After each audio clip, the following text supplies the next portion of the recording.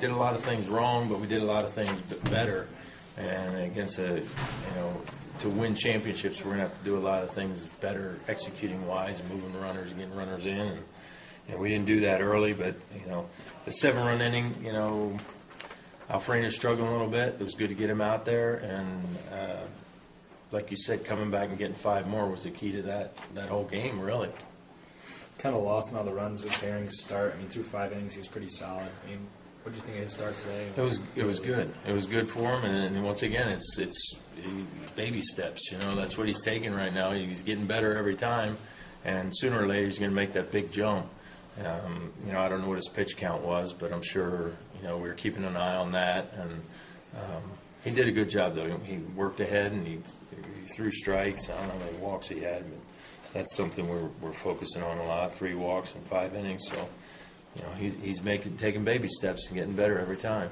Is the ultimate goal then to get him back to the weekend rotation, or just kind of spot starts for now? Well, I don't know. If he can come in there and be able to help us out on the weekend, middle relief right now for this year, I think Hill has shown that he's more valuable on the mound starting. Now, at the beginning of the year, let's put it that way, but we're still up in the air on Hill. How about that?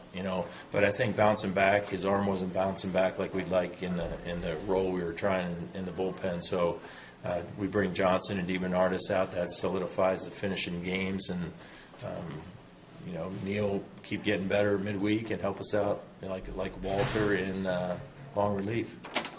You guys had 7 players pick an RBI with 2 out hits with runners in scoring position. What was the difference tonight just with those timely hits? I maybe just a little more confidence, being comfortable. I don't really know. It was a different approach. I think we stressed 2-out battles. It's a confrontation where the pitcher gets a little better, the hitter's got to get a little better, and it goes both sides. And at Purdue this weekend, I felt like their pitchers got a little tougher than us, and didn't allow us to get the 2-out RBIs. And on the flip side, their hitters got a little tough with 2 outs, and it's just a learning process. And I guess looking at it, we do have a young ball club more or less going up and down the lineup, and they need to get better at all that. And then how about Sean's performance? He had the home run, triple, and then drew 2 walks also. He looked good, and I don't know, that 2-hole might fit him. I don't know if the leadoff spot did anything to him, but he really looked good tonight. Wasn't trying to do too much. He stuck with it, and I was happy with his performance. What's the plan for tomorrow, starting pitching-wise? I know you guys got 5 games instead of 4. Do you know yet? Or? No, I don't really know. I think we're trying to get Grumley in there, so you want to talk to Coach Bell. I think we talked about Grumley to get him a start and get him. He threw a couple of good innings at Purdue, and he's made some changes, and it looks like it's showing up. So I'd like to get him out there at least and keep him moving in the right direction. Just after Herring starts in, what is the one thing you're still not? I know there's more than one thing with him being young and all. What are you still working with him on the most? I think consistency. Just hitting your spots. There was one time where he was trying to go away on a lefty and he hit him. It's just those little things that create problems in a game. I think more consistent with his off-speed stuff, and maybe you want to talk to Coach Bell a little bit more about that. But consistency with all his pitches. Steranka had 4 hits. What can his success at the plate have to do with giving Ben Heath better pitches in front of him? I don't know. You look at it, and there's your guys so well, and you're trying to protect everybody. And I think maybe one little thing might be just taking a little more pressure off him, and hitting in front of Heath. I think maybe Ben might see a few more pitches. Him and Steranka and DiBernardis, I could flip-flop anything. And I think against a right-hander, eventually a tough right-hander, Steranka needs to be 3-hole, and DiBernardis behind Heath. It hasn't seemed to hurt Heath so far. Mario's starting to come around again. That'll help out a lot with everybody, kind of block all that off. And,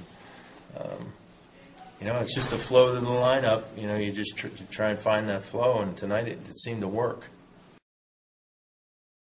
For his first 5 innings of the game, Herring pitched pretty well. What were you looking for out of him tonight, and, what was your Neil did a good job for the first 5 innings, and we sent him back out for the 6th. At that time, his pitch count was relatively low. I think he was at 66 going into that inning. So it's one of those things where he goes out there and to get that, and it's a good opportunity for Neil to learn and grow. We need him to be able to go out there in that inning and keep it right there. But he went out there. I know he hit their 3-hole. He walked 2 guys, and basically he put himself in trouble. Where now they're just a hit away every time. So it's back to pressure. It's just one of those situations where he has to come out in that situation, command the zone a little bit better, and be able to get through that inning. Now, I know he was on the weekend rotation for a little bit. Now he's pitching midweek. Have you noticed any difference in his demeanor or anything, or is he just happy to be out there working?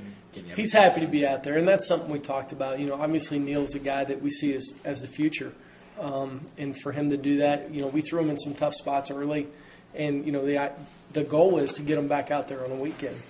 But it was good because we've had a chance to do some work with him, work in the pen a little bit, and kind of stretch him out. And then on the weekends, he's had the opportunity to sit back and see what conference is all about and kind of learn from that.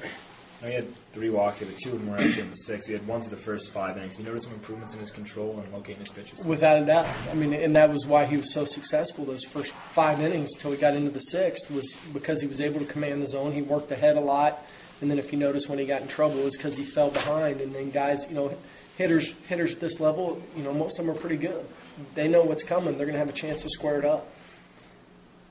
Now, they had 9 runs there, but 7 really came in that 6th inning. Overall, are you happy with just the stats performance overall? I'm happy with some parts of it, some not so much. Jesse went out there and, if we get that double play, he's out of the inning. But with that being said, too, he gave up the little blue pit, and that's one of the things we talked about. And the reason they get that blue pit is because the ball's up in the zone. If he pitches down in the zone, it's a weak ground ball, and we're out of the inning there as well. But, it's just little things like that we focus on and trying to learn from, that a lot of times you notice blue pits or, the base hits that really upset the team and the pitchers are balls that are up in the zone that guys just make contact with just enough to get it over the infielders. And then after getting up 7 runs in the 6th, how nice was it to see the bullpen settle down and only give up 1 for the last 3 innings? It was good. Obviously, that's something you want to see, those guys come in. And obviously with Heath and DeBernardis coming in at the end, Heath Johnson, he's a guy that we're trying to get some experience out there, and we're trying to build him up a little bit because he has a good arm and, he has a chance out there. So it's one of those deals where he comes in, and I know it's the most innings he's thrown and also the most pitches in a game. And you could see he started to get tired. And that was his last hitter, but he got him out, and then we were going to make him move. From a pitching perspective, how much do you work around a Ben Heath, depending on the person behind him in the college game? A lot of times it just depends on the situation. If it's a 1-run game and runner on second with first base open, obviously you're going to pitch to a guy a little bit differently and try and make them, not going to pitch around them, but you're going to try and make them hit your pitches and make them chase and go out of the zone a little bit.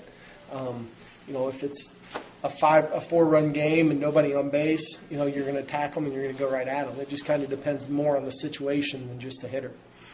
Now, with Herring throwing 85 pitches today, what's the plan with him going forward? Will he be available this weekend in relief? Or? He will be. Neil bounces back pretty well. He'll be available, probably not on Friday. He'll be available Saturday, Sunday. We'll see how he feels tomorrow in the next couple of days. But obviously, it's one of those things where we're going to be smart with him. We're not going to hurt him or anything like that. But if he's able to come out on the weekend and give us an inning or two in a situation we need him, I'm sure he'll be up for it.